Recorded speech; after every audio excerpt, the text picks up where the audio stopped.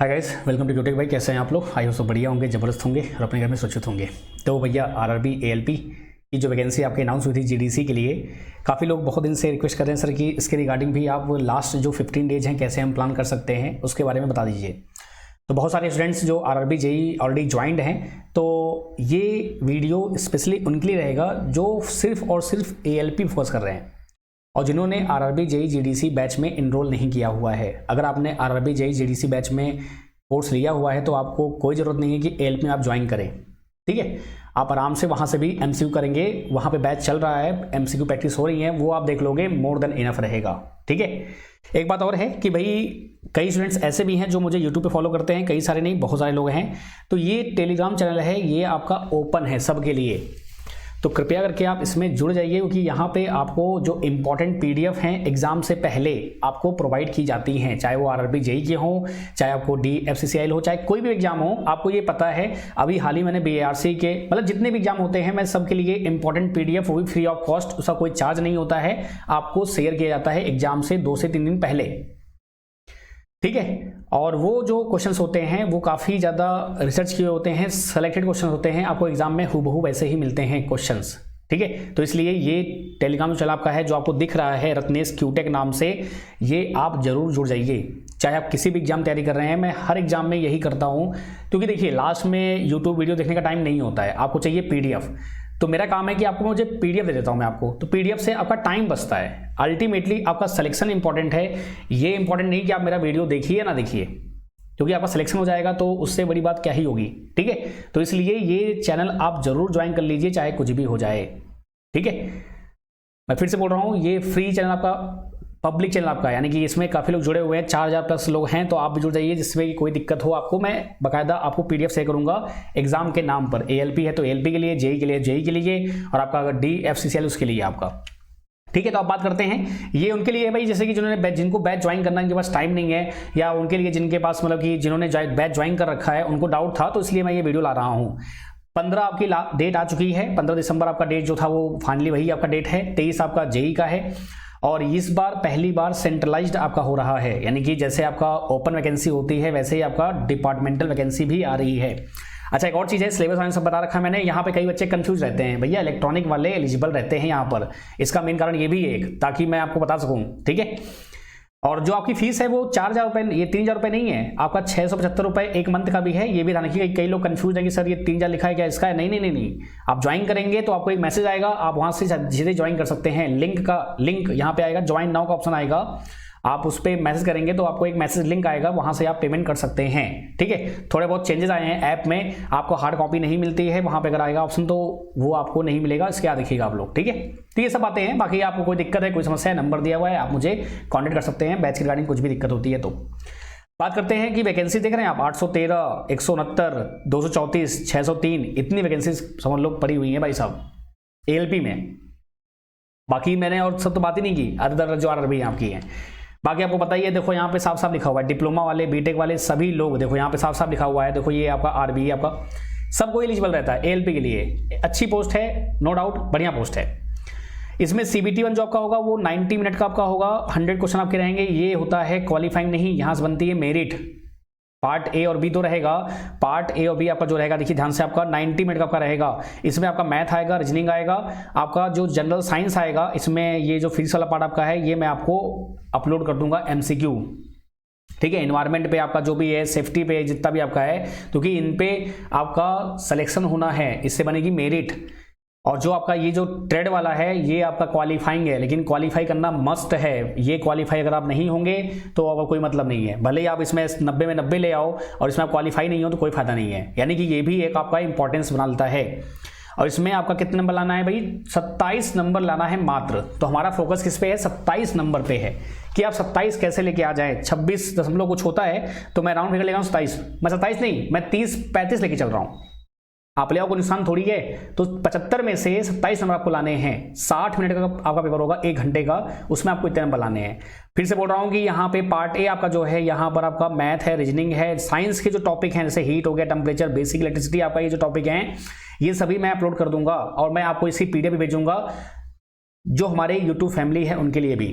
मैं फिर से बोल रहा हूँ, अभी आपका ये पेड में चलेगा, लेकिन 10 के बाद आपका 15 एग्जाम है ना, 10 तारीख को मैं आपको PDF देना शुरू कर दूंगा दोनों जगह। आपका यूट्यूब पे भी तो आपका पेड में तो आपका है ही है, यूट्यूब की बात कर रहा हूँ मैं। अब जिसको थ्योरी सीखनी है, जिसको क्वेश्चन सीखने हैं, वो तो आपका ऑब्वियस बात है कि आपको चीज़ें आराम से मिल जाएंगी पेड पर, कोई दिक्कत नहीं है। बात समझ में आएगी नहीं दोस्त? तो मैं ये जो पार्ट सी आपका है इस पर मैं फोकस करूंगा आपका, और आपका जो ये वाला पार्ट है इसका पूरा फोकस करूंगा। अब ये कैसे आप 27 नंबर ला सकते हैं, ये दोनों के लिए इंपॉर्टेंट है। तो जो सिलेबस दिया हुआ है उन्होंने बोला है कि भैया क्या करना है आपको जाना है आरटीयू में, आपका जाना है एग्जाम सिलेबस में। जब वहां पे आप क्लिक करेंगे तो DGET द्वारा जो आपका निम्मी आपका जो होता है उनके द्वारा आपका सिलेबस दिया हुआ है, और जो सिलेबस है वो कुछ इस प्रकार से आपका दिया होता है मॉड्यूल करके आपका सेमेस्टर वाइज, यानी कि 4 सेमेस्टर आपके होते हैं, मतलब 2 साल का ये आपका कोर्स होता है। तो ये आपका पहला सेमेस्टर है, ये आपका दूसरा है, ये आपका तीसरा है, ये आपका चौथा है। अब इन्होंने क्या किया है, इन्होंने ये किया है कि भाई जैसे आपका, अब देखो ध्यान से आप, transistor, amplifier, transistor, wave shaping circuit, ये तीनों टॉपिक किसमें आते हैं आपके, आते हैं एनालॉग सर्किट में। जिसने डिप्लोमा या बीटेक किया हुआ है उनको ये आइडिया है, लेकिन जो आईटी वाले हमारे भाई हैं उनको भी ये आइडिया होगा। एनालॉग में ये आता है, ये सभी किसमें आते हैं, एनालॉग में आते हैं। बात करता हूं मैं, अगर आपका जो AC DC आपका जो यहाँ पे एक्टिव पैसिव कंपोनेंट हो गया, पावर सप्लाई हो गया, इसमें आते हैं आपके बेसिक इलेक्ट्रिकल में आते हैं। तो ऐसे ही मैंने क्या किया है कि इसको सभी को मिक्स करके एक जो मोटे मोटे तौर पे आपके सब्जेक्ट होते हैं मैंने वो बनाया हुआ है। और SMPS इन्वर्टर देखो आपका, ये बेसिक इलेक्ट्रिसिटी में आपको ऑलरेडी मैं करा चुका हूं यहाँ पर। ये सभी जो आप फोल्डर देख रहे हैं ना, जैसे SMPS इन्वर्टर कहाँ देखेंगे आप, बेसिक इलेक्ट्रिकल में देखेंगे आप, ठीक है। आपका अगर बात करूं मैं transistor, amplifier, transistor, wave shaping circuit आपका जो है ये कहाँ मिलेगा आपको मिलेगा एनालॉग मिलेगा। बात करता हूं मैं अगर मेजरमेंट की, यहाँ पे रहा DC AC मेजरमेंट आपका, तो कहाँ मिलेगा भैया, मेजरमेंट मिलेगा आपको, ठीक है। आगे बात करते हैं डिजिटल में क्या मिलेगा आपको मिलेगा भाई कॉम्बिनेशनल, फ्लिप फ्लॉप, बेसिक, ये आपका जो पार्ट है पूरा। ये मॉसफेट जो कहाँ मिलेगा आपको, मॉसफेट मिलेगा एनालॉग मिलेगा।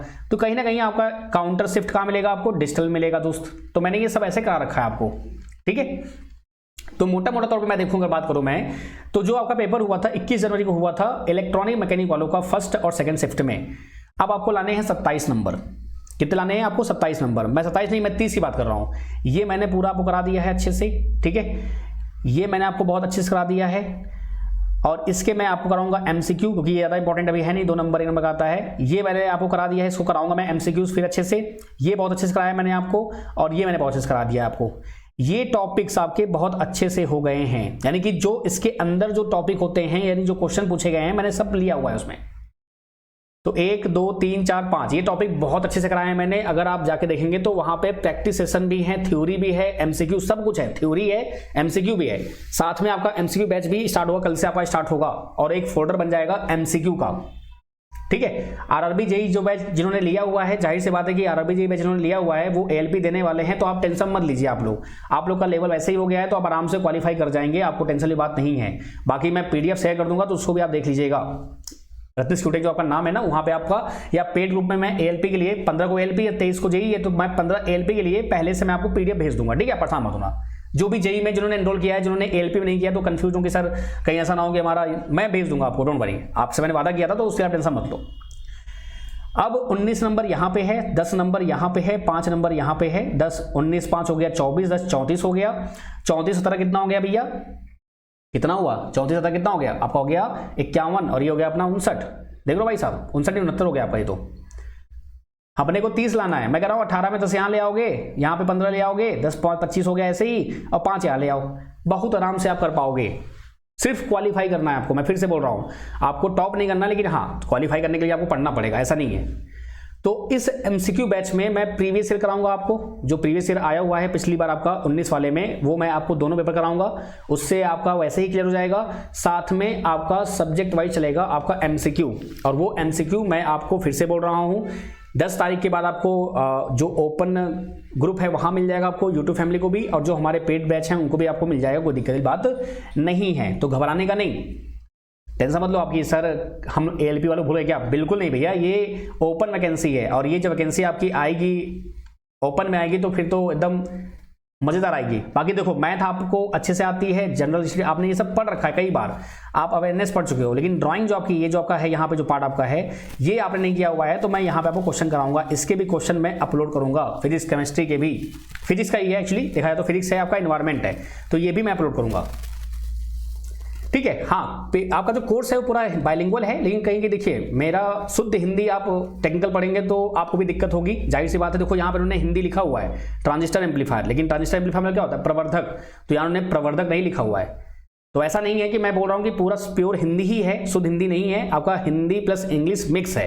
मैंने पूरा प्रयास किया है कि आपको समझ में अच्छे से आए, जिससे आपको दिक्कत ना हो। अगर आपने थोड़ा पढ़ा है तो आपको दिक्कत बहुत नहीं आएगी, बिल्कुल भी नहीं आएगी, आपको अच्छे समझ में आएगा। ठीक है, बाकी आपको ज्वाइन करना है, ज्वाइन कर सकते हैं आप लोग। मार्च 675 का है आपका जो बैच है। मैं फिर से बोल रहा हूँ, जैसे ये फोल्डर बनाए ना, ऐसे आपका यहाँ बन जाएगा MCQ बैच, MCQ बैच बन जाएगा, नाम से आपको बन जाएगा। वहां पे डेली आपको मिलेगी क्लासेस, लाइव क्लास यहाँ पे आपको दिखती हैं। बाकी लाइव क्लास देखेंगे ना अपकमिंग में, आपको तो शेड्यूल दिख जाता है आपको। अगर नहीं रहता तो आप यहाँ पे डेली देख सकते हैं। आपकी क्लास लाइव होने के बाद अपलोड हो जाती है। आप लोग जॉब कर रहे हैं भाई, तो ऑब्वियस बात है कि आपको दिक्कत होगी। तो यहाँ पे MCQ वाले में कल से आपका एक वीडियो वहां पे लाइव होगा, फिर उसके बाद वो अपलोड हो जाएगा, आप वहां पे उसको देख सकते हैं। बाकी जो टॉपिक आपके जैसे डीसीएन में कुछ टॉपिक्स अगर नहीं हुए हैं तो मैं उसको क्वेश्चन के माध्यम से ही कराऊंगा आपको। यानी क्वेश्चन अब MCQ कहाँ अपलोड होंगे, एक तो यहाँ पे होगा, मेजरमेंट का मेजरमेंट के अंदर ही रहेगा, डीसीएन का डीसीएन के अंदर ही रहेगा। बाकी अगर आपको और प्रैक्टिस करनी है तो ऑलरेडी आपका कम्युनिकेशन में प्रैक्टिस सेशन नाम से जितने भी आपके वीडियोज हैं उनको आप देख लो। मैंने बहुत सारे MCQ करा दिए हैं, 200 यहाँ पे सब में आपने देखा होगा ऑलरेडी। 300-400 500 वैकेंसी 300-400 तो MCQ आराम से हो चुके हैं। बाकी मैं आपको और कराऊंगा, ठीक है। तो निश्चित होकर आप आराम से तैयारी करिए। बाकी कोई दिक्कत कोई समस्या है बैच के रिगार्डिंग, कोई दिक्कत है, डाउट कुछ आ रहे हैं आपको, तो ये नंबर दिया हुआ है, आपके रिस्पॉन्स किए जाते हैं, डाउट जो भी रहते हैं।